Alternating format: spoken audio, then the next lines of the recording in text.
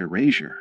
What if the first president was not the man on the dollar bill, and the truth was deliberately compressed into a footnote so small that generations never saw it?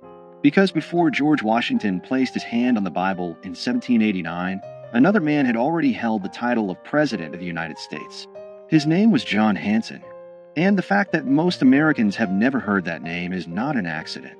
It is a story of constitutional confusion, political myth-making, and the deliberate shaping of national memory. To understand how this happened, you have to go back to a time before the Constitution, before the polished republic, back to a fragile confederation stitched together by war.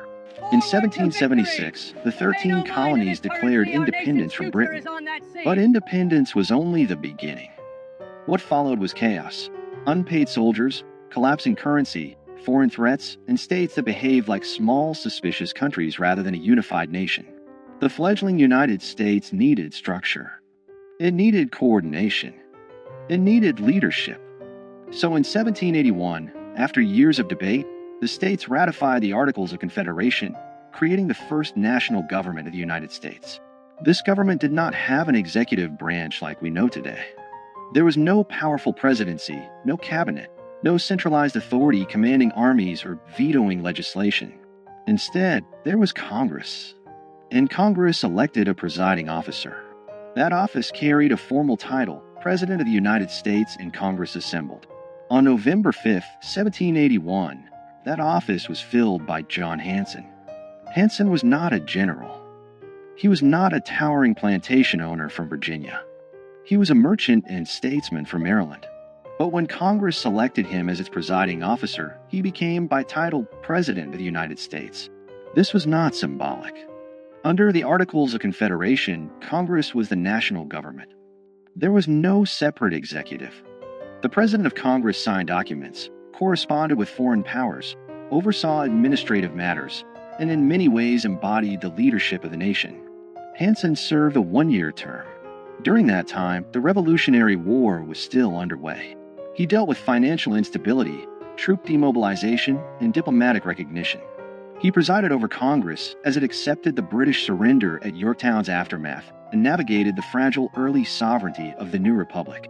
And yet his name is rarely mentioned outside specialized historical discussions. Why?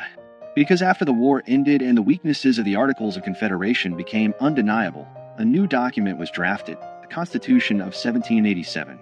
This Constitution created a radically different office, a singular executive with defined powers, independent authority, and national visibility. It created what Americans now recognize as the presidency. In 1789, George Washington was elected under this new constitutional framework. He was not the first man to hold the title President of the United States, but he was the first president under the Constitution. That distinction matters. But over time, nuance was erased. The founders themselves understood the difference. They did not consider the presidency under the Articles equivalent to the executive created in 1787. The earlier office was primarily procedural, a presiding officer chosen by Congress, not a nationally elected executive. Yet as American mythology grew, complexity became inconvenient. A nation prefers clean origin stories. Washington became the first president, not because no one held the title before him, but because the new constitutional order redefined what the presidency meant. The old office faded into obscurity, but obscurity is not the same as non-existence. John Hanson was not alone. Before Washington, several men served as president of Congress under the Articles of Confederation, including Peyton Randolph, Henry Laurens, John Jay, and others. Hanson's distinction lies in being the first to serve a full one-year term after the Articles were fully ratified by all 13 states. And that ratification detail is where the controversy lives. Some historians argue that because Maryland was the last state to ratify the Articles in 1781, and Hanson was elected after that ratification, he was technically the first president of the fully unified United States government. This claim has been amplified in certain circles as proof that Washington was not the first president. But the reality is more layered. The presidency under the Articles had no independent executive power. It had no veto authority. It had no control over a standing army. It was not elected by the people or an electoral college. It was chosen by members of Congress and largely functioned as a moderator and administrator. Calling Hanson the first president in the same sense as Washington would be misleading. Yet erasing him entirely is equally misleading. The shock is not that Washington was not first. The shock is that American civic education rarely explains the transition between two completely different governmental systems. The real foundational lie is not that Washington served first. It is that the story of American leadership begins neatly in 1789. It does not. It begins in confusion, experiment, and fragility. During Hanson's presidency, Congress established Thanksgiving as a national day of observance in 1782. It adopted the Great Seal of the United States. It managed foreign affairs and struggled to pay soldiers. It dealt with mutinies and financial crisis. These were not ceremonial tasks. They were existential. Yet when the Constitution replaced the Articles, the previous system was treated almost like a draft that never counted. The national memory pivoted hard toward the stronger executive model, and the earlier presidents of Congress became historical footnotes. Why would a nation simplify its own origin? Because power shapes narrative. The Constitution was framed as a corrective to weakness. Federalists argue that the Articles created a government too feeble to survive. By elevating Washington as the first president, the new system symbolically reset the clock. It framed 1789 as year one. The earlier period became a prelude rather than a beginning. This was not necessarily a malicious conspiracy. It was nation-building through storytelling. But storytelling always chooses emphasis. And when emphasis becomes repetition, repetition becomes truth. Over time, monuments, textbooks, and civic rituals reinforce the narrative. Washington was father of his country. He set precedents. He defined the executive branch. He stepped down voluntarily, shaping democratic norms. All of that is true. But what disappeared in the retelling was the messy prologue. The presidency did not emerge fully formed. It evolved. Under the Articles of Confederation, the central government had no power to tax. It could not compel states to provide troops or funds. Economic instability led to unrest like Shays' Rebellion in 1786–87. These crises exposed structural weaknesses. The Constitutional Convention of 1787 was not simply an upgrade, it was a reinvention. The executive office created in Article 2 of the Constitution bore little resemblance to the presiding officer of Congress under the Articles. Washington's presidency represented a new experiment entirely. But here is where document shock enters the story. The Articles of Confederation explicitly use the title President of the United States in Congress assembled. That phrase is preserved in historical records. It is not folklore. It is written law. That means technically that someone held the title before Washington. The shock is not fabricated. It is documented. The question is not whether Hanson held the title. He did. The question is whether holding that title made him equivalent to the constitutional presidency Americans celebrate.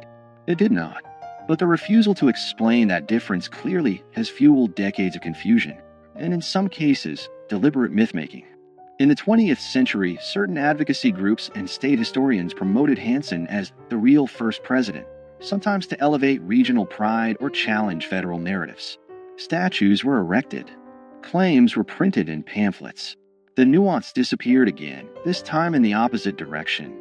History swung from erasure to exaggeration. The truth lives in the middle. Washington was the first president under the United States Constitution. Hanson was the first president of Congress after full ratification of the Articles of Confederation. Both statements are accurate, but only one made it into national memory. This selective remembering reveals something deeper about American identity. The country prefers strong beginnings. It prefers heroic founders over experimental committees. It prefers marble certainty over procedural evolution. And so the fragile Confederation years are compressed into a blur between 1776 and 1789. That compression has consequences. When citizens believe their institutions sprang into existence fully formed, they misunderstand how governments evolve. They lose sight of how constitutional design responds to crisis. They forget that American democracy was not inevitable. It was negotiated, revised, and sometimes nearly abandoned. John Hanson's obscurity is not a scandal in the sense of conspiracy. It is a symptom of how nations curate memory. But in a broader sense, it does change everything. Because if the first chapter of the presidency has been simplified, what else has been streamlined for comfort? What other transitions have been flattened into clean narratives? The early republic was unstable. The Articles government was weak by design. Many Americans feared centralized authority after living under British rule. The pendulum swung towards state sovereignty, and then swung back when that model proved insufficient. Washington's presidency did not emerge from triumph alone. It emerged from failure. Understanding Hanson's role forces us to confront that failure. It reminds us that the United States had a first attempt at national government that did not work as intended. It reminds us that the presidency itself was born from revision. And it challenges the idea that history is a straight line. If Hanson is remembered only as a trivia question, was Washington really first?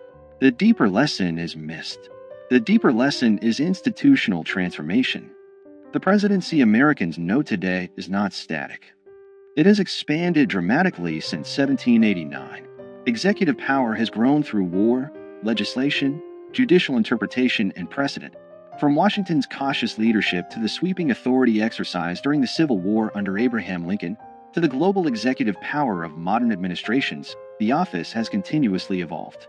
Recognizing the earlier presidency under the Articles reveals that evolution in its earliest stage. It shows that titles alone do not define power. Structures do. And structures can change. In the end, the accusation embedded in this story is not that America lied about Washington. It is that America simplified itself. It presented a polished origin instead of a complicated birth. John Hanson's relative obscurity is not an injustice of race or suppression in the way other historical erasures have been. It is a reminder that institutional memory is selective. But selective memory shapes civic understanding.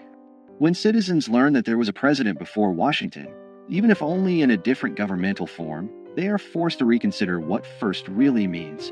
They are forced to look closer. And when people look closer at their foundations, they often discover cracks, not fatal ones, but human ones.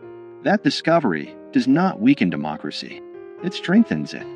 Because mature nations do not fear complexity. They embrace it. America's first president was hidden, not in a secret archive, not in a burned document, but in the quiet margins of a transitional government that did not survive. And understanding that hidden chapter changes everything about how we see beginnings. It reveals that power is defined by structure, that titles can shift meaning, and that national memory is shaped as much by storytelling as by fact. George Washington remains the first president under the Constitution. John Hanson remains the first president of the United States in Congress assembled after full ratification of the Articles of Confederation. Both are true, but only one became legend. The question is not whether Washington deserves his place. He does. The question is whether we are willing to tell the whole story. Because the moment we admit that the presidency had an earlier form, weaker, different, experimental, we acknowledge that America itself was once uncertain, unfinished, and fragile. And that realization changes everything. It reminds us that the nation was built not only by giants carved in stone, but also by administrators whose names faded when the structure they served was replaced. History does not always erase with fire. Sometimes it erases with simplification. And sometimes the most powerful revelations are not about scandal, but about structure.